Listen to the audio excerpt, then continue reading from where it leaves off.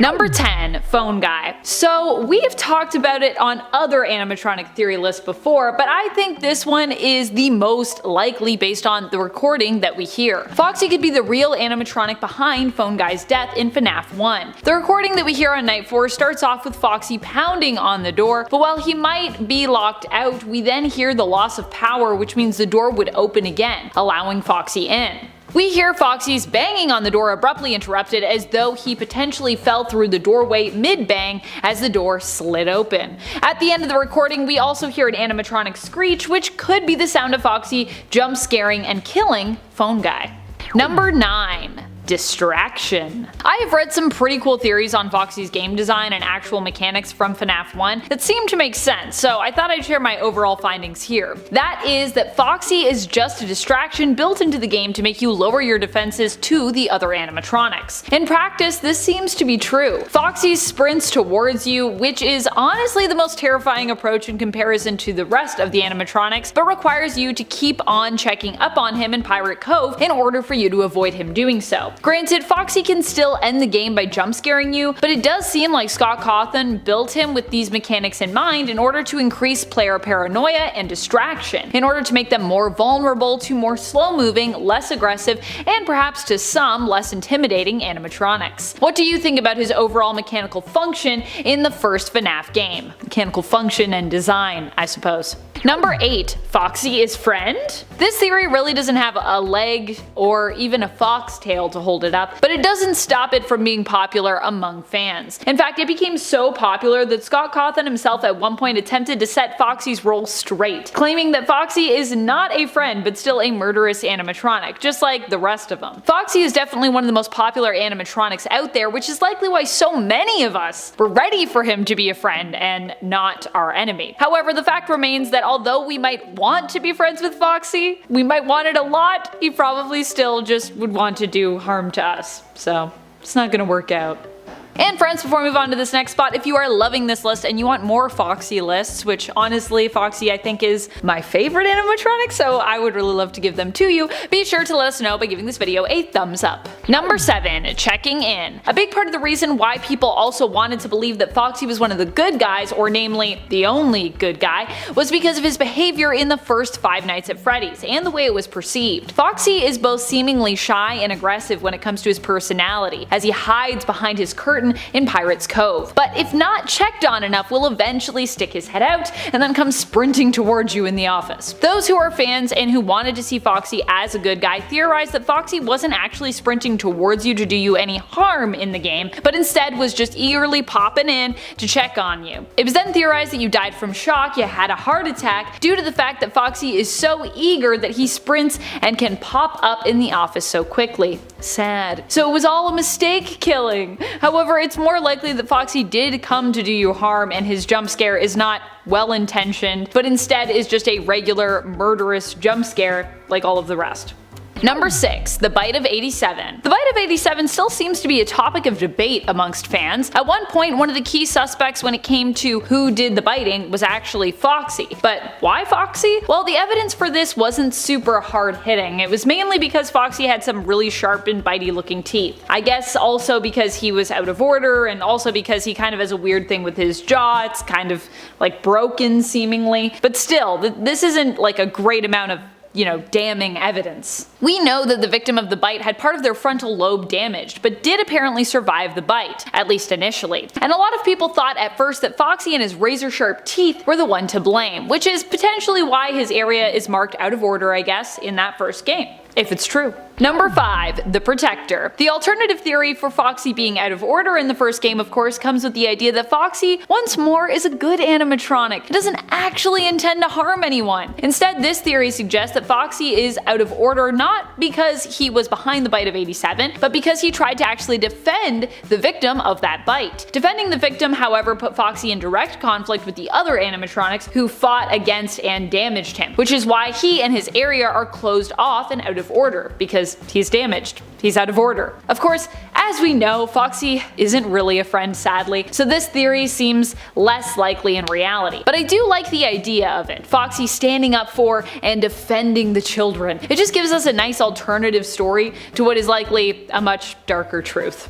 Number 4, that's one bad fox. But actually though, I love how because people love Foxy so much, this can be considered a theory, even though it seems pretty concrete. If we're considering it a theory, it's a theory with a lot of compelling evidence, because Foxy repeatedly attempts to kill you in this game, jump scaring you in FNAF 2 whether or not you wear a Freddy head to try and disguise yourself. So he's not just a bad fox, but also apparently a smart one too, perhaps. There's tons of evidence to support that Foxy is in fact a cold-blooded killer, like the rest of the animatronics, based on his jump scares and the lack of proof to back up theories that he is actually just checking up on you or protecting you or coming in for a hug. Okay, so lack of evidence doesn't equal evidence. That's not how that works, but it does help to boost this pretty obvious theory based on the process of elimination. If he's not good and he's not neutral, he's gotta be a bad guy, right? Number 3, his enemies. Of course, some still claim that Foxy only attacks you both with or without a mask because he sees the other animatronics as his enemies. Someone so far as to claim that he was attempting to hug you when not in the mask and do harm to you while in the mask with his jump scare because the other animatronics and Foxy don't like each other and because they fought before. However, the animation for his jump scare in FNAF 2 kind of remains the same either way,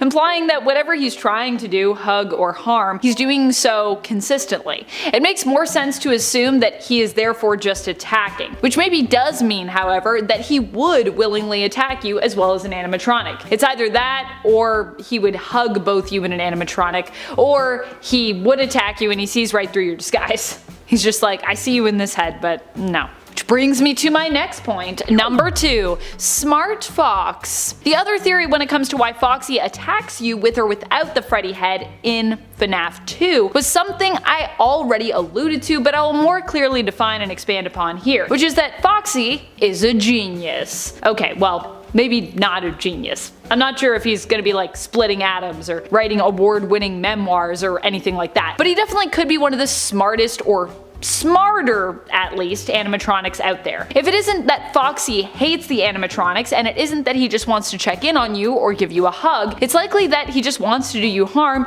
seeing you as a security guard and a threat, and he simply is aware somehow that it is just you in disguise and isn't going to fall for your trick. I guess Foxy sees that although you have Freddy's face, you do not have the bod to match. In other words, it's kind of a flawed disguise on our part, I guess. Like, you're just in your uniform, but you're wearing a Freddy head. He's like, I see the head, but I see that you're a human, and so you're dead. Number 1, Fritz. One of the most accepted theories when it comes to theories that are considered part of lore or fact is the one involving the spirits who possess the main cast of animatronics. In Foxy's case, this is Fritz. It's not really confirmed per se that Fritz is possessing Foxy, but it is heavily hinted at in the games, due to the order of tombstones we are shown being cross-referenced with the order of animatronic heads seen at the end of FNAF 3. And it is something that is more explicit in the FNAF book trilogy, where we actually get to meet Fritz, who is a victim of William Afton's and ends up being stuffed inside of the animatronic suits, causing him to possess Foxy following his death. So while the novel is perhaps not set in the same world, based on its story and the hints that we get in the games, combine those together, and it seems very likely that whether or not the series of events was actually the same from the books, Fritz is still the one believed to be possessing Foxy. I mean, it's a theory, but it's also kind of, at this point, fact, I think is how a lot of people take it. Then again, there are a lot of theories that people take as facts that are not very factual yet, so yeah. Number 10, Vanny killed Foxy. What if Vanny was actually the one to get rid of certain animatronics? Why? Well, it could be because she's looking for the perfect host for her master, Glitchtrap, aka William Afton's new body. Some have theorized that William Afton will be returning not in human form, but in the much more indestructible and immortal form of an animatronic. Indestructible. Perhaps Foxy is involved in this process, or perhaps Vanny has taken and harvested Foxy for spare parts to build a new and improved form for her master. I kinda hope it's like a new animatronic, because I think that would be really cool. Number 9, Roxanne and Foxy team up. Some believe that Roxanne and Foxy are in cahoots, and it's actually through her appearance that we will get to see Foxy as well. What are Roxanne and Foxy up to is the question. Why do they need to team up? It could be that the animatronics are still competing to catch Gregory, and Foxy Foxy will show up to help Roxanne in her time of need. If this is true, do you think Roxanne will be more or less successful because of Foxy's help? Could Foxy perhaps not be willing to help Roxanne and be forced to team up with her under duress? Is it possible that Foxy is being held captive and this team up isn't something that they're really willing to do? Or could it just be that Foxy decided to take a back seat to let his friend Roxanne shine bright in the spotlight? Maybe that's why Foxy just retired from the music career and was like, Roxanne, you got it, girl. Number 8, the competition. Alternatively, what if Roxanne actually got rid of Foxy? She could have started out as more of a background character at Freddy's Mega Pizzaplex, and perhaps it was due to jealousy that Foxy disappeared. Instead of it being a corporate decision, perhaps the Foxy animatronic just one day went missing, which prompted Roxanne to get a promotion. Oh, how convenient. This could very well mean that there is, or at least was, a Glamrock Foxy. Perhaps instead of seeing Glamrock Foxy whole in this game, we will only learn of what happened to him via the story in the game, and instead find his spare parts and remains, which Roxanne attempted to dispose of. I'm just saying, if you get to take a close look at Roxanne's area in the Pizzaplex, which I think we will get to do, maybe look out for any tufts of fur or a bedazzled eye patch that could be hidden somewhere nearby. It was Roxanne. Roxanne murdered Foxy. And friends, before we move on to the next spot, if you are loving this list and you want more lists about Security Breach or more lists about Foxy, be sure to let us know in the comments below and hit that thumbs up. Every time you hit that thumbs up, it just means that we get closer to Security Breach. I can hear Steel Wool being like, it's almost coming out, hit like more. Number 7, Friends at Last. Of course, being a big Foxy fan, I want this to happen. I want it to happen so bad. Perhaps Foxy is not featured in the trailer but is present in the game as an ally to us, which might explain their lack of appearance there. After all, we don't want to spoil it if animatronics can be our allies in the game, which has already kind of been hinted at, perhaps with Montgomery Gator. And perhaps all the parts with Foxy in the game would make that way too obvious. It has been theorized before that some of the animatronics may provide a hiding spot for Gregory, allowing him to move around inside the animatronic and go undetected. Some think one or many of these animatronics could be helping you. What if one of them is Foxy? Foxy could be hiding behind the scenes or have his own special area that he's relegated to that we just haven't seen yet. And Foxy could very well be an animatronic that simply isn't chasing us, but is actually for reals this time, finally our friend. Finally just coming to check in on us. Number 6, Love Affair. A lot of people have noticed just how similar Roxanne and Foxy seem to look, which has many fans theorizing about if the pair could actually be related somehow. Granted, Foxy is a fox and Roxanne is a wolf, but they are similar enough that some think that Roxanne might actually be the reason for both Foxy and Bonnie's potential absence in Security Breach. This is because they believe that Roxanne is actually the child of Foxy and Bonnie, who are in love with each other. I mean, this is the internet and this is FNAF, so any relationship mashups could of course be possible and likely have been shipped somewhere out on the internet and have countless fans of them. I personally think if Roxanne is their offspring together, that it might actually make sense that they don't appear. I'm not sure how in love Foxy and Bonnie were or are, but in the technical sense, this makes sense. Roxanne may have actually been built from Bonnie and Foxy's spare parts, being their child in the sense that she was made from them, born of them, if you will. However, that would also mean that we definitely won't be seeing Foxy in this game,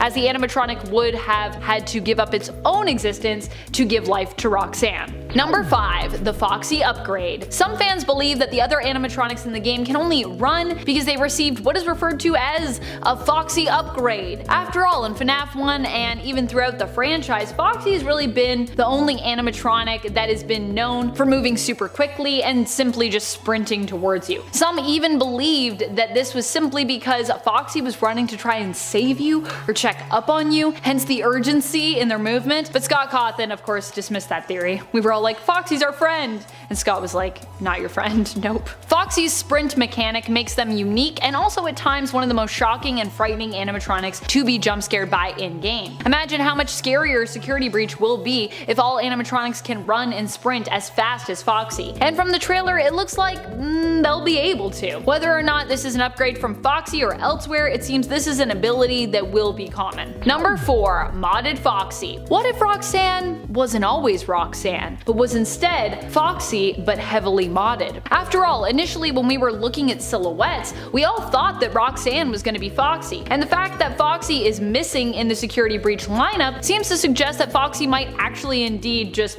be Roxanne. Or rather, Roxanne is instead a super modded Foxy? But why?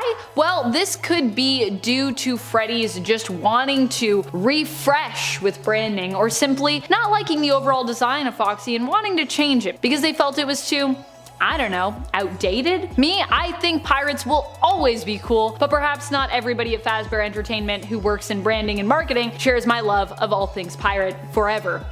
Yar. Number 3. Inspired by. What if we have this all backwards? What if instead of Foxy being modded into a Roxanne, Roxanne was actually the inspiration for Foxy? We all believe we know that this game takes place and that it is set more in the present day. But this could just be a red herring. After all, you can't ignore the extremely 80s theme of this game's aesthetic. What if Security Breach is actually set in the 1980s? Is it possible then that Roxanne could be the earlier incarnation of Foxy, the animatronic who actually inspired everyone's favorite fox? This timeline, after all, is pretty wonky for FNAF, and we know there wasn't a Foxy at Fredbear's. Is Freddy's Mega Pizzaplex then potentially a location that existed on the timeline between Fredbear's and Freddy's? Could it possibly have existed prior to Foxy's creation? I mean, it seems unlikely, but it could be possible. I'm just saying. Number 2. Bite of 87. The Bite of 87 is still a hot debate topic amongst